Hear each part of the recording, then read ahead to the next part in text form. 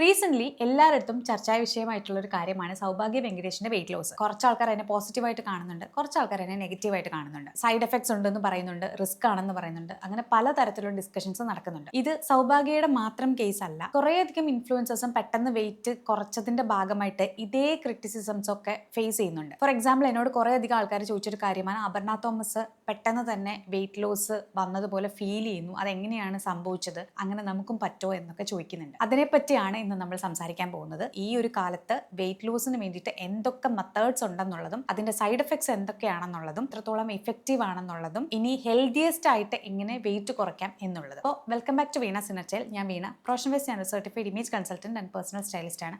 അപ്പോൾ എന്തെങ്കിലും തരത്തിലുള്ള ഇമേജ് മേക്കേഴ്സോ സ്റ്റൈലിംഗ് സർവീസസോ സ്കിൻ കെയർ കൺസൾട്ടേഷൻസോ വേണമെന്നുണ്ടെങ്കിൽ എന്നെ റീച്ച് ഔട്ട് ചെയ്യാൻ മടിക്കേണ്ട. ഞാൻ എൻ്റെ ഇൻസ്റ്റ ഐഡിയും അതോടൊപ്പം തന്നെ മെയിൽ ഐഡിയും ഡിസ്ക്രിപ്ഷൻ ബോക്സിൽ കൊടുക്കുന്നുണ്ടാവും.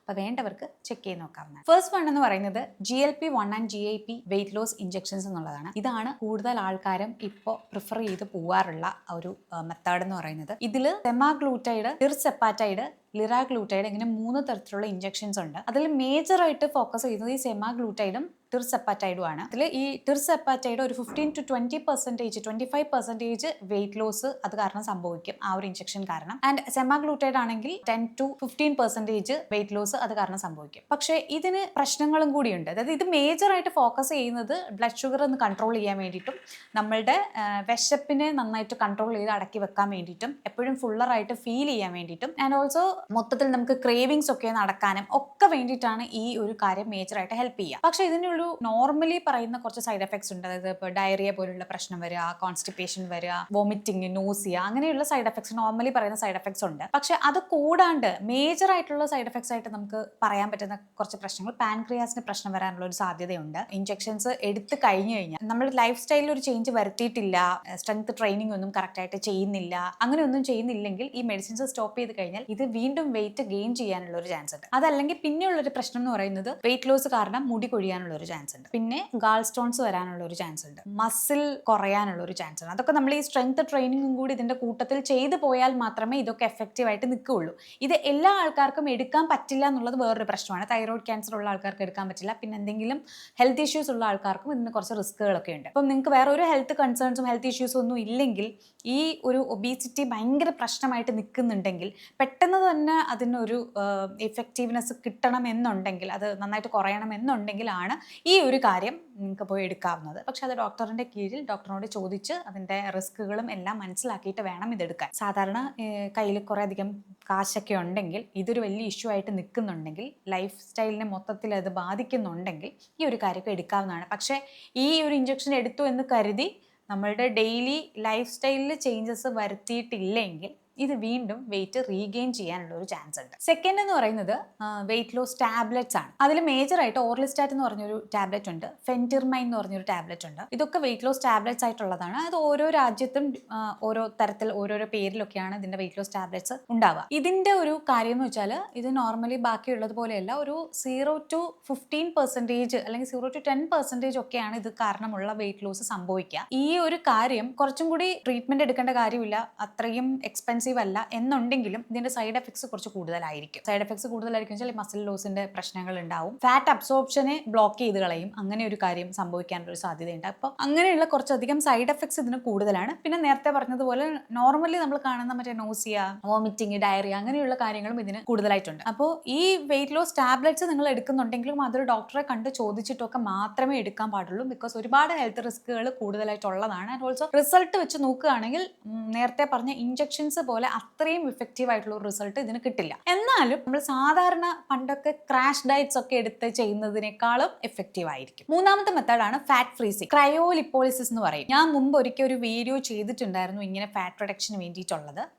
പക്ഷേ ഇതിന്റെ ഒരു പ്രത്യേകത എന്ന് വെച്ചാൽ, ഇത് ഏതെങ്കിലും ഒരു മേജർ ഏരിയയിലെ ഫാറ്റ് കുറയ്ക്കാൻ വേണ്ടിയിട്ടാണ് ഹെൽപ്പ് ചെയ്യുക. അതായത് ഇത് നോർമലി മറ്റേ ഐസ് പോലെയുള്ള ഒരു കാര്യം വെച്ചിട്ട് അത് വെച്ച് ട്രീറ്റ് ചെയ്തിട്ട് അവിടുന്ന് ഫ്രീസ് ചെയ്തിട്ട് മെല്ലെ മെല്ലെ അവിടുത്തെ ഫാറ്റിനെ ഒരുക്കി കളയുക എന്നുള്ളതാണ്. അത് മേജറായിട്ട് കൂടുതൽ ആൾക്കാരും ചെയ്യുക ഈ ഡബിൾ ചിൻ റിഡക്ഷന് വേണ്ടിയിട്ട്, അങ്ങനെയൊക്കെയാണ് ചെയ്യുക. പക്ഷേ ഇതിന്റെ ഒരു പ്രശ്നം എന്ന് വെച്ച് കഴിഞ്ഞാൽ, ഇത് ഓവറോൾ വെയിറ്റ് റിഡക്ഷൻ ഇത് ഹെൽപ്പ് ചെയ്യത്തില്ല. ഏതെങ്കിലും ഒരു പെർട്ടിക്കുലർ ഏരിയയിൽ മാത്രമായിരിക്കും ഇത് കൊണ്ട് ഹെൽപ്പ് ചെയ്യുക. ഇതിന് ടൈം എടുക്കും, പെട്ടെന്ന് നടക്കുന്ന ഒരു കാര്യമല്ല. നോർമലി അതിനൊരു വെയിറ്റ് ലോസ് മെത്തേഡായിട്ടല്ല കാണുക, കുറച്ചും കൂടി ഏതെങ്കിലും ഒരു പെർട്ടിക്കുലർ ഏരിയയിലെ ഒരു എസ്തെറ്റിക് സർജറി ഇല്ലാത്തൊരു പരിപാടി എസ്തെറ്റിക്കലി നമ്മുടെ ഫേസ് ഒന്ന് സിമെട്രി ആക്കാൻ വേണ്ടിയിട്ടൊക്കെ ചെയ്യുന്നത് പോലെ മാത്രമാണ് ഇതിനെ കാണേണ്ടതുള്ളൂ. കാരണം എന്താ സംഭവിക്കുന്നത്, എന്തെങ്കിലും സൈഡ് എഫക്ട്സ് ഉണ്ടോ എന്ന് ചോദിച്ചു കഴിഞ്ഞാൽ ബ്രൂസിങ് വരാം, അത്രയും ഐസ് വെക്കുന്നത് കൊണ്ടുള്ള ഒരുപാട് പ്രശ്നങ്ങൾ വരാം. പിന്നെ ചിലപ്പോൾ ഫാറ്റ് ഫ്രീസിംഗ് ഒക്കെ നടക്കുന്ന സമയത്ത് ഒരു സ്ഥലത്തുള്ള ഫാറ്റ് ഫ്രീസ് ചെയ്ത് കഴിയുമ്പോൾ അത് അൺഈവൻ ആയിട്ട് വേറൊരു സ്ഥലത്തേക്ക് ആ ഫാറ്റ് മാറാനുള്ള ചാൻസ് ഉണ്ട്. അങ്ങനെയൊക്കെയുള്ള ചെറിയ ചെറിയ പ്രശ്നങ്ങൾ, അതായത് ഒരു സ്ഥലത്തു നിന്നുള്ള നമ്മൾ ഫാറ്റ് റിഡ്യൂസ് ചെയ്യുമ്പോൾ വേറൊരു ഭാഗത്ത് എവിടെയാണോ അതിൻ്റെ തൊട്ടടുത്തുള്ളത് ആ ഒരു ഭാഗത്ത് അത് പ്രൊജക്റ്റഡ് ആയിട്ട് ഇരിക്കാനുള്ള ഒരു ചാൻസ് ഉണ്ട്. അങ്ങനെയൊക്കെയുള്ള പ്രശ്നങ്ങളാണ് ഈ ഒരു കാര്യത്തിനുള്ളത്. എന്നാലും കമ്പാരിറ്റീവ്ലി ബാക്കിയുള്ളത് വെച്ച് നോക്കുമ്പോൾ റിസ്കുകൾ കുറവാണ്. നാലാമത്തതാണ് ലിപ്പോസക്ഷൻ എന്ന് പറയുന്നത്. ലിപ്പോസക്ഷൻ നിങ്ങൾ കേട്ടിട്ടുണ്ടാവും. ഈ ക്ലോസിന് വേണ്ടിയിട്ടുള്ള തേർഡായിട്ടല്ല അത് യൂസ് ചെയ്യുന്നതും. അതും ഈ പറഞ്ഞതുപോലെ ബോഡി കോൺടൂറിങ് എന്നുള്ള ഒരു ഐഡിയ ആണ് അതിനുള്ളത്. ബോഡി കോൺടൂറിങ് എന്ന് പറഞ്ഞാൽ ബോഡിയുടെ ഏതെങ്കിലും ഭാഗത്ത് ഫാറ്റ് ഡെപ്പോസിഷൻ കൂടുതലാണെങ്കിൽ അവിടെ നിന്ന് ആ ഫാറ്റ് റിമൂവ് ചെയ്യുന്ന തരത്തിലുള്ള സർജറിയാണ് ഇത്. സർജറി ആയതുകൊണ്ട് തന്നെ സർജറിയുടേതായ എല്ലാ കാര്യങ്ങളും ഇതിനുണ്ട്. വേദന എടുക്കുന്ന ഒരു കാര്യം പ്രൊസീജിയറാണ്. നോർമലി ഉള്ളതുപോലെ നോർമൽ സർജറി എങ്ങനെയൊക്കെയാണോ, സർജറിയുടെ പ്രൊസീജിയേഴ്സ് എന്തൊക്കെയാണോ, സർജറിയുടെ സൈഡ് എഫക്ട്സ് എന്തൊക്കെയാണോ അതൊക്കെ ഇതിനും ഉണ്ട്. പിന്നെ ഈ പറഞ്ഞ പോലെ വെയിറ്റ് നമ്മൾ കറക്റ്റായിട്ട് നമ്മൾ പിന്നീട് നമ്മുടെ ബോഡി വെയിറ്റ് ഒക്കെ മെയിൻറ്റെയിൻ ചെയ്ത് പോയിട്ടില്ലെങ്കിൽ വെയിറ്റ് റീഗെയിൻ ചെയ്യാനുള്ള ആ ഭാഗത്ത് തന്നെ വീണ്ടും വെയിറ്റ് വരാനുള്ള ഒരു ചാൻസ് ഉണ്ട്. പിന്നെ നമ്മൾ സ്ട്രെങ്ത് ട്രെയിനിങ് അങ്ങനെയുള്ള കാര്യങ്ങളൊക്കെ ചെയ്യേണ്ടതുണ്ട്.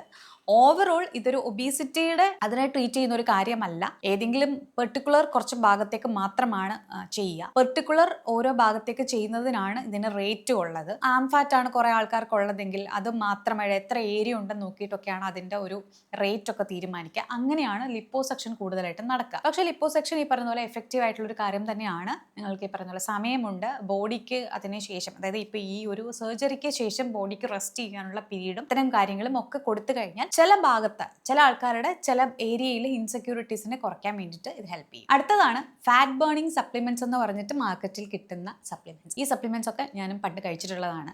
Green coffee supplement, green tea supplement എന്നൊക്കെ പറഞ്ഞിട്ട് കിട്ടുന്നത്. ഇത് ഞാനും ട്രൈ ചെയ്തിട്ടുള്ളതാണ്. ഇതിനങ്ങനെ പ്രത്യേകിച്ച് വലിയൊരു ഇഫക്റ്റ് ഉള്ളതായിട്ടൊന്നും ഞാൻ കണ്ടിട്ടില്ല. അതിനൊരു 0 to 5% വേണ്ടി ഒരു ഇഫക്റ്റ് ഉണ്ടാകുമായിരിക്കും. പക്ഷേ അതിന്റെ കൂട്ടത്തിൽ റെഗുലർ ആയിട്ടുള്ള ഡയറ്റും എക്സസൈസും ഒക്കെ ചെയ്താൽ മാത്രമേ അതിന് പ്രോപ്പർ ആയിട്ടുള്ള റിസൾട്ട് കിട്ടുള്ളൂ. ചില സമയത്ത് ഈ ഒരു കാര്യങ്ങളൊക്കെ കഴിക്കുന്നത് സ്ലീപ്പിനെ ഡിസ്റ്റർബ് ചെയ്തേക്കും, ആങ്സൈറ്റി കൂട്ടും. ഇത്തരമുള്ള കാര്യങ്ങളും കൂടി ഇതിന്റെ ഒരു സൈഡ് എഫക്ട്സ് ആയിട്ട് വരാറുണ്ട്. ഇത് നോർമലി ഷോർട്ട് കട്ട് ആയിട്ട് കാണപ്പെടുന്ന കാര്യങ്ങളാണ്. പക്ഷെ നമ്മൾ കൂടുതൽ ആൾക്കാരും നമുക്ക് നല്ല മടി ഉള്ളപ്പോഴാണ് ഈ ഒരു ഇത്തരം സപ്ലിമെന്റ്സ് എടുക്കാൻ വേണ്ടിയിട്ട് തയ്യാറാവുക. ഇത്തരം സപ്ലിമെന്റ്സ് കൊണ്ട് പ്രത്യേകിച്ച് വലിയ കാര്യമൊന്നും ഇല്ലാന്ന് തന്നെയാണ് എൻ്റെ അനുഭവത്തിൽ നിന്ന് ഞാൻ പഠിച്ചിട്ടുള്ള ഒരു കാര്യം. പക്ഷെ നിങ്ങൾക്ക് പറഞ്ഞതുപോലെ അഡീഷണൽ ആയിട്ട് ഒരു സപ്ലിമെന്റും കൂടെ നോക്കാം എന്ന് വിചാരിക്കുന്നുണ്ടെങ്കിൽ അത് കഴിക്കുന്നത് കൊണ്ട് വലിയ കുഴപ്പമൊന്നുമില്ല. പക്ഷെ പ്രോപ്പറായിട്ട് ബാക്കിയുള്ള എല്ലാ കാര്യങ്ങളും ഇഫക്റ്റീവായിട്ട് ചെയ്ത് പോകണം. ആൻഡ് ആങ്സൈറ്റിയോ അല്ലെങ്കിൽ സ്ലീപ്പ് ഡിസ്റ്റർബൻസസോ ഒക്കെ ഉണ്ടാവുന്നുണ്ടെങ്കിൽ അത് ഇത് കാരണം ആണ് എന്നും കൂടി മനസ്സിലാക്കണം. അങ്ങനെയുള്ളപ്പോൾ അത് സ്റ്റോപ്പ് ചെയ്യാനും കൂടി തയ്യാറാവുകയാണെങ്കിൽ ഇത് വല്ലപ്പോഴും എടുക്കുന്നതുകൊണ്ട് കുഴപ്പമൊന്നുമില്ല. നമ്മൾ ഓറലി കഴിക്കുന്നതെല്ലാം തന്നെ ഈ വെയിറ്റ് ലോസിന്റെ കാര്യത്തിൽ കുറച്ച്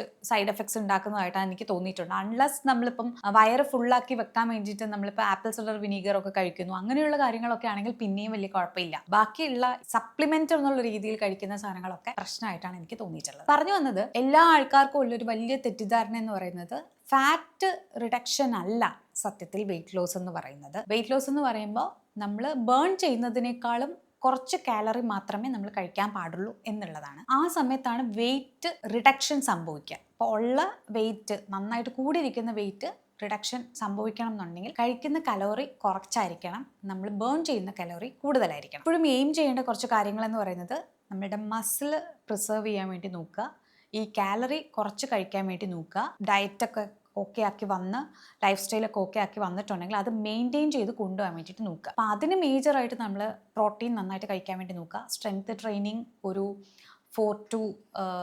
3 to 4 ടൈംസ് ഒരു വീക്ക് ചെയ്യാൻ വേണ്ടി നോക്കുക. ഡെയിലി ഒരു 7,000 to 10,000 സ്റ്റെപ്സ് വരെയൊക്കെ നടക്കാൻ വേണ്ടിയിട്ട് പറ്റുകയാണെങ്കിൽ നോക്കുക. ഇതിൽ ഏതെങ്കിലും ഒന്നൊക്കെ ചെയ്താൽ മതി കേട്ടോ. ഹെൽത്തി ആയിട്ടുള്ള ഡയറ്റാണ് നമ്മൾ ഫോളോ ചെയ്യുന്നതെന്ന് ഉറപ്പുവരുത്തുക. നമ്മൾ ഈ ജങ്ക് ഫുഡ്സ് ഒക്കെ കഴിക്കുന്ന പ്രശ്നങ്ങളൊക്കെ മാറ്റിയിട്ട് കൂടുതൽ പ്രോട്ടീൻ ഇൻടേക്ക് വെച്ചിട്ടും, പ്രോട്ടീനും കാർബ്സും എല്ലാം നമുക്ക് ആവശ്യമുണ്ട്, പക്ഷെ എല്ലാം ഒരു ബാലൻസ്ഡ് ആയിട്ടുള്ള രീതിയിൽ നമ്മൾ കഴിക്കണം എന്ന് മാത്രം. മാക്സിമം ഷുഗർ ഡയറ്റിൽ നിന്ന് അവോയ്ഡ് ചെയ്യാൻ നോക്കുക. ഇത്തരം കാര്യങ്ങളൊക്കെയാണ് ഹെൽത്തി ആയിട്ടുള്ള പ്രോപ്പറായിട്ടുള്ള വെയിറ്റ് മെയിൻറ്റെയിൻ ചെയ്ത് കൊണ്ടുപോകാൻ വേണ്ടിയിട്ട് നമുക്ക് ആവശ്യമായിട്ടുള്ളത്. അല്ലാതെ പ്രത്യേകിച്ച് ഒരു ചായ കുടിച്ചത് കൊണ്ടോ ഒരു സപ്ലിമെൻറ്റ് കഴിച്ചത് കൊണ്ടോ ഒരു ഇപ്പോൾ വേറെ എന്തെങ്കിലും ഇപ്പോൾ ഈ പറഞ്ഞ ഇഞ്ചക്ഷൻ എടുത്തുകൊണ്ടോ മാത്രം വെയിറ്റ് റിഡക്ഷൻ സംഭവിക്കില്ല. അതുകൊണ്ടൊക്കെ വെയിറ്റ് റിഡക്ഷൻ സംഭവിക്കും, പക്ഷെ അതിൻ്റെ കൂടെ നമ്മൾ മെയിൻ്റനൻസ് നടക്കണം എന്ന് മാത്രം. ഇല്ലെങ്കിൽ എന്താ സംഭവിക്കുക എന്ന് വെച്ച് കഴിഞ്ഞാൽ എന്താണോ എത്രയാണോ നമ്മൾ വെയിറ്റ് കുറച്ചത് അതേ വെയിറ്റ് പിന്നീട് നമ്മൾ ഗെയിൻ ചെയ്ത് വരാനുള്ളൊരു ചാൻസും ഉണ്ട്.